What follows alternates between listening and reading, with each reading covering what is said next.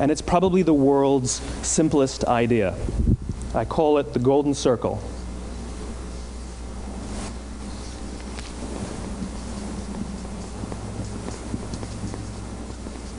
Why, how, what? This little idea explains why some organizations and some leaders are able to inspire where others aren't. Let me define the terms really quickly. Every single person, every single organization on the planet knows what they do, 100%. Some know how they do it, whether you call it your differentiating value proposition or your proprietary process or your USP. But very, very few people or organizations know why they do what they do. And by why, I don't mean to make a profit.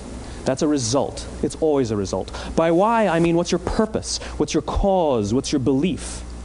Why does your organization exist? Why do you get out of bed in the morning? And why should anyone care? Well, as a result, the way we think, the way we act, the way we communicate is from the outside in. It's obvious. We go from the clearest thing to the fuzziest thing. But the inspired leaders and the inspired organizations, regardless of their size, regardless of their industry, all think, act, and communicate from the inside out. Let me give you an example. I use Apple because they're easy to understand and everybody gets it. If Apple were like everyone else, a marketing message from them might sound like this.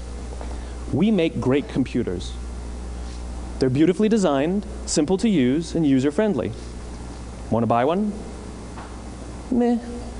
And that's how most of us communicate. That's how most marketing is done, that's how most sales is done, and that's how most of us communicate interpersonally. We say what we do, we say how we're different or how we better, and we expect some sort of behavior, a purchase, a vote, something like that. Here's our new law firm. We have the best lawyers with the biggest clients. We have, we always perform for our clients, do business with us. Here's our new car. It gets great gas mileage. It has, leather seats. Buy our car. But it's uninspiring. Here's how Apple actually communicates. Everything we do, we believe in challenging the status quo. We believe in thinking differently. The way we challenge the status quo is by making our products beautifully designed, simple to use, and user-friendly. We just happen to make great computers. Want to buy one? Totally different, right? You're ready to buy a computer from me. All I did was reverse the order of the information. What it proves to us is that people don't buy what you do, people buy why you do it. People don't buy what you do, they buy why you do it. This explains why every single person in this room is perfectly comfortable buying a computer from Apple.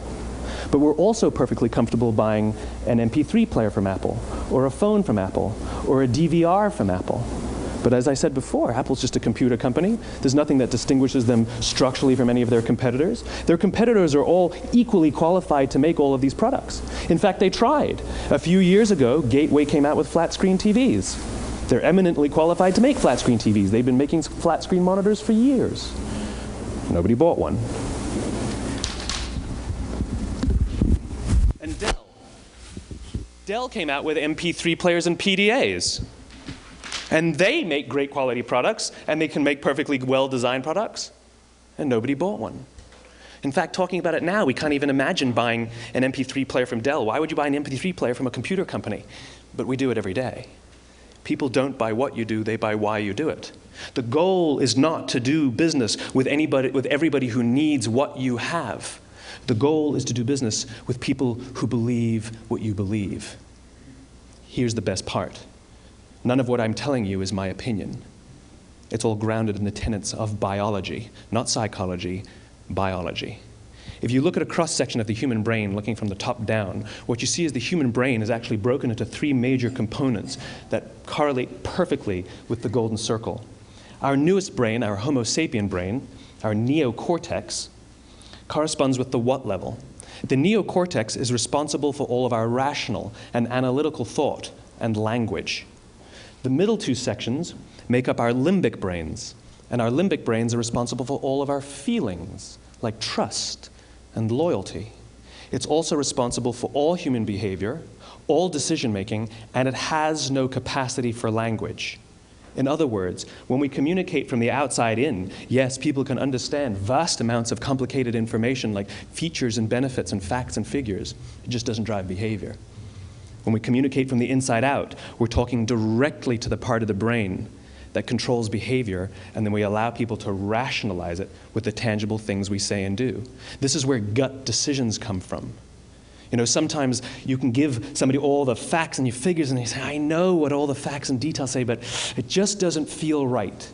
Why would we use that verb? It doesn't feel right. Because the part of the brain that controls decision-making doesn't control language. And the best we can muster up is, I don't know, it just doesn't feel right. Or sometimes you say you're leading with your heart, or you're leading with your soul. Well, I hate to break it to you, those aren't other body parts controlling your behavior. It's all happening here in your limbic brain, the part of the brain that controls decision-making and not language. But if you don't know why you do what you do, and people respond to why you do what you do, then how will you ever get people to vote for you or buy something from you, or more importantly, be loyal? To inspire those around them, or find others who inspire them. Thank you very much.